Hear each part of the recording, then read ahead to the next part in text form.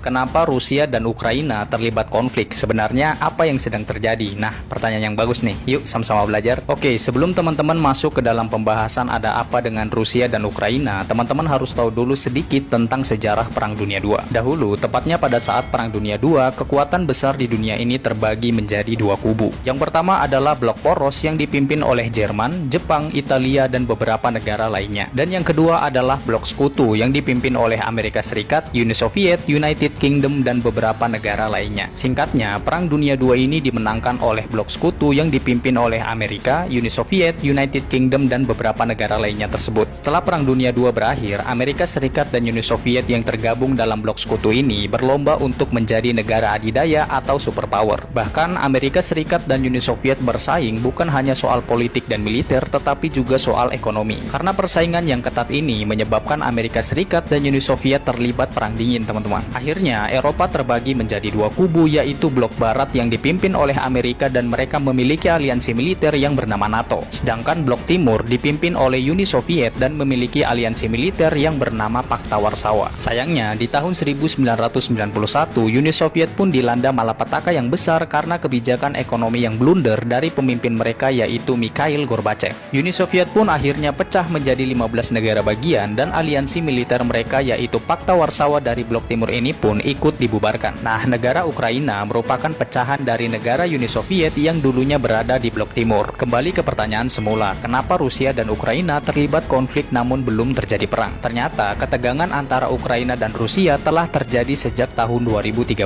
teman-teman. Pada saat itu, Ukraina berusaha menggulingkan presidennya yang pro dengan Rusia yaitu Viktor Yanukovych. Karena peristiwa itulah, akhirnya Rusia mencaplok semenanjung Crimea yang merupakan daerah Ukraina agar gabung dengan Rusia di tahun 2014. Tak lama setelah itu, ada gerakan separatis yang pro akan Rusia di beberapa wilayah di Ukraina dan mereka mendeklarasikan kemerdekaan dari ibu kota Ukraina. Karena peristiwa itu juga, maka terjadilah pertempuran yang menewaskan 13.000 tentara dan warga sipil. Nah, menurut Presiden Putin, sebenarnya Ukraina adalah bagian dari Rusia